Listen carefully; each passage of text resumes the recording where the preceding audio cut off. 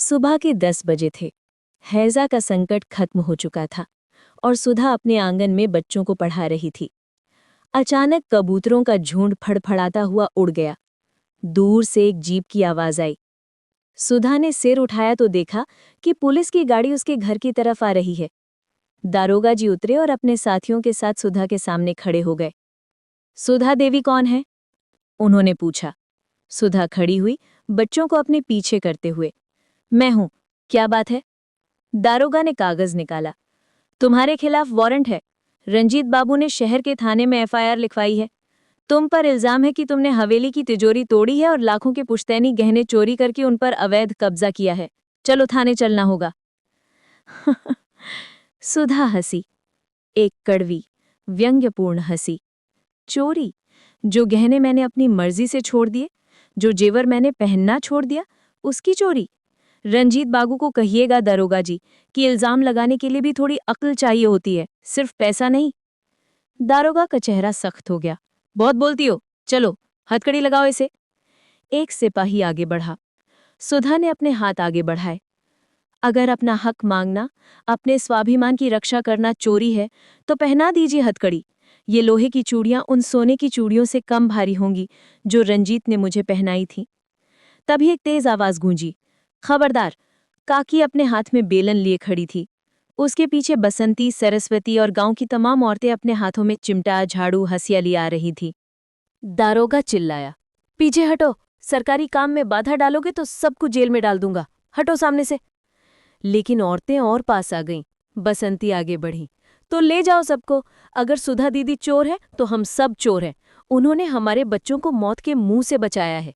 अगर वो जेल जाएंगी तो पूरा गांव जेल जाएगा। देखते हैं तुम्हारी जीप में कितनी जगह है। औरतों ने सुधा के चारों तरफ एक दीवार बना ली।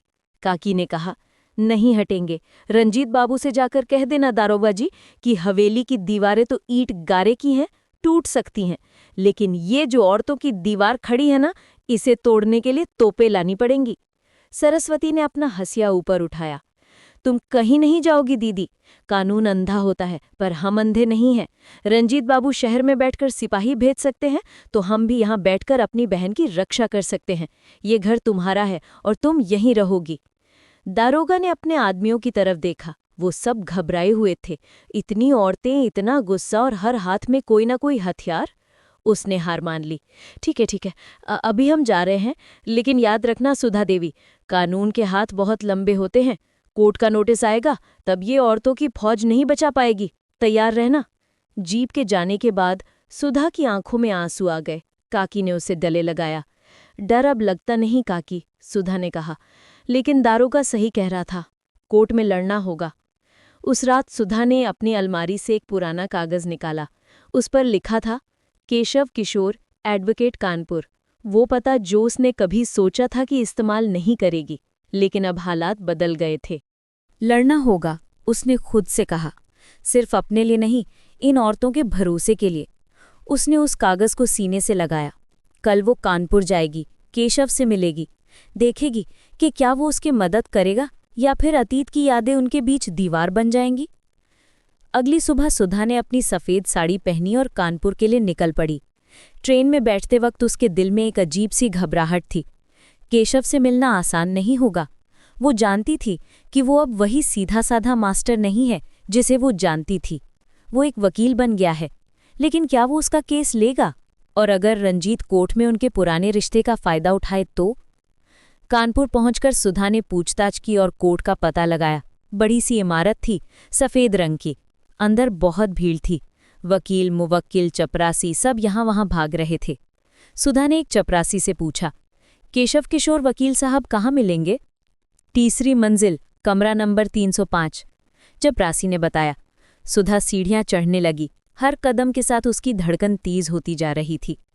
तीसरी मंजिल पहुंचकर उसने कमरा नंबर 305 ढूंढा। दरवाजे पर लिखा था, केशव किशोर, एडवोकेट। सुधा ने दरवाज़ा खटखटाया। आइए। अंदर से आवाज़ आई। वही आवाज़, लेकिन अब उसमें एक अलग सा अधिकार था। सुधा ने दरवाज़ा खोला और अंदर गई।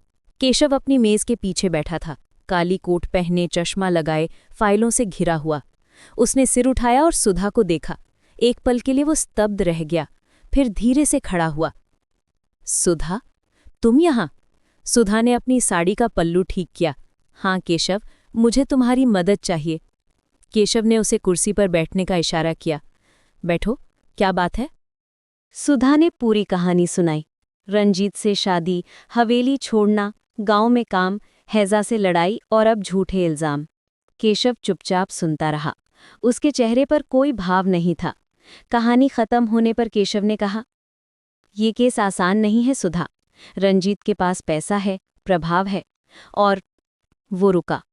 और हमारे बीच जो पुराना रिश्ता है वो इसे और भी मुश्किल बना देता है। सुधा ने उसकी आंखों में देखा। मैं जानती हूं केशव, लेकिन मेरे पास और कोई रास्ता नहीं है। अगर तुम नहीं लड़ोगे तो मैं अकेली लड़ूंगी, लेकिन लड़ूंगी जरूर। केशव उठा और खिड़की के पास गया। बाहर कोर्ट का परिसर दिख रहा था। रंजीत जरूर हमारे अतीत का इस्तेमाल करेगा। वो कहेगा कि तुम मुझसे मिलकर ये सब कर रही हो, कि हमारे बीच कुछ है। तो क्या हम डर जाएं? सुधा खड़ी हुई। केशव, मैंने अपनी जिंदगी में बहुत कुछ खोया है। अब मैं अपना स्वाभिमान नहीं खोना चाहती।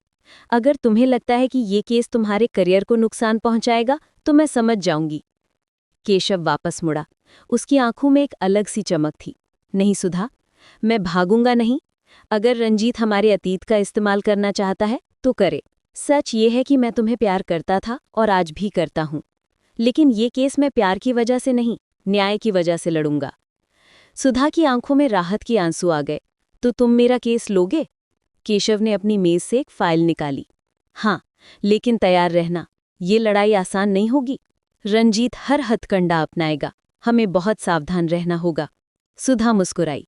पहली बार महीनों बाद उसके चेहरे पर सच्ची मुस्कान थी।